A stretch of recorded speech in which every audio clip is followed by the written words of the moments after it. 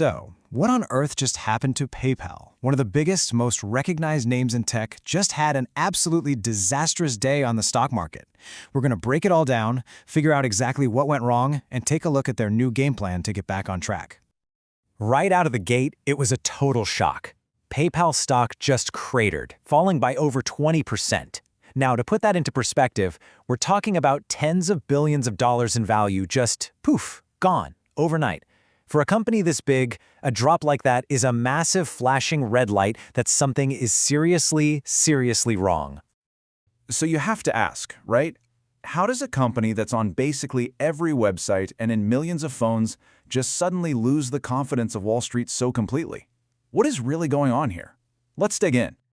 All right, so to really understand this crazy reaction, we've got to start with the numbers.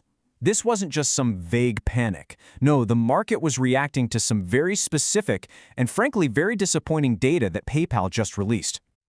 Okay, here are the two big numbers that sent alarm bells ringing all over Wall Street.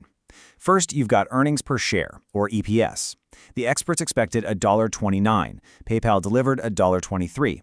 Then, you've got revenue. They were expected to bring in $8.82 billion, but only managed $8.68 billion. Missing on one of these is bad. Missing on both, that's a huge signal to investors that the company's engine just isn't firing the way they thought it was. But here's the thing. Those missed numbers, they were really just the symptom. The real story, the root cause, goes way deeper. It's about a fundamental problem that's been brewing right at the very heart of PayPal's business. Let's talk about what they call online branded checkout. You know exactly what this is. It's that classic blue PayPal button you see everywhere when you're shopping. It's the whole reason you don't have to type in your credit card number for the millionth time. And this isn't just part of their business, it is the absolute core, the most important, most profitable part of the whole operation.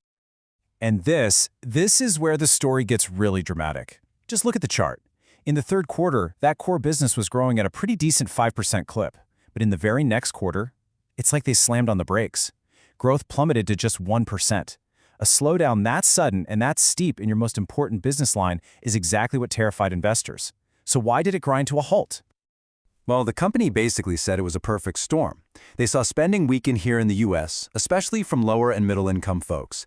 They ran into trouble overseas, particularly in a huge market for them like Germany. Then, on top of that, some of the hottest online sectors, think travel and gaming, suddenly cooled off. And, to make it all worse, they straight up admitted their own execution was a problem. They just weren't rolling out new products fast enough.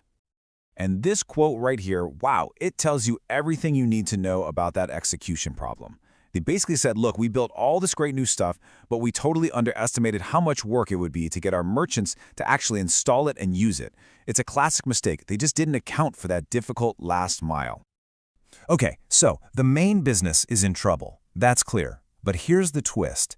That is not the whole story, because while that classic PayPal button is struggling, other parts of the company are actually firing on all cylinders. Just look at this contrast. It's pretty wild. On one side, you have that branded checkout business crawling along at 1% growth. But then look at the other side. Venmo's revenue is up around 20%. Their buy now, pay later services also up over 20%. And their big enterprise payments business grew by a really solid 12%.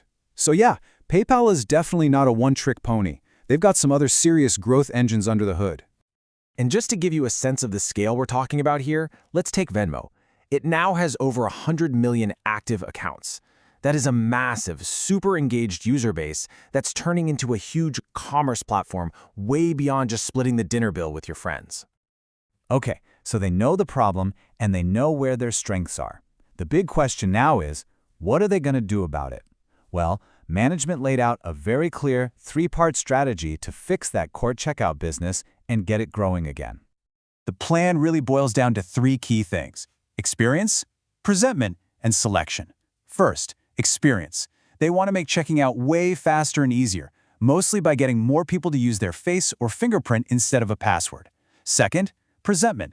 This is just a fancy way of saying they need to make sure the PayPal button is front and center on a merchant's website, not buried at the bottom. And finally, selection. They need to give you more reasons, like better rewards, to actually choose their button over someone else's.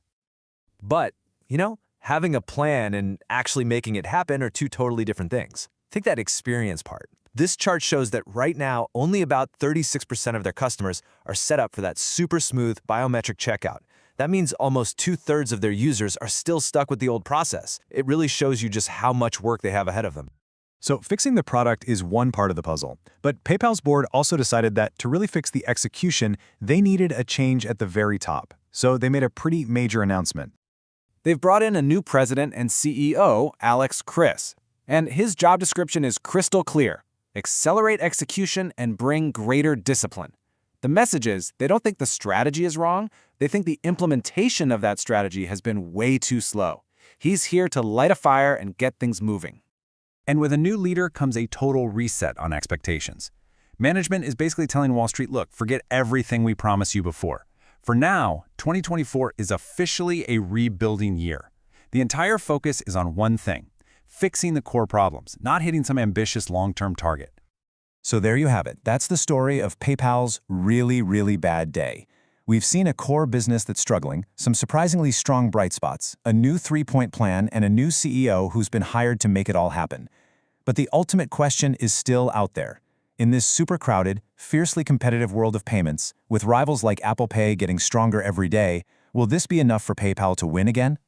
That is the billion-dollar question that everyone's asking now.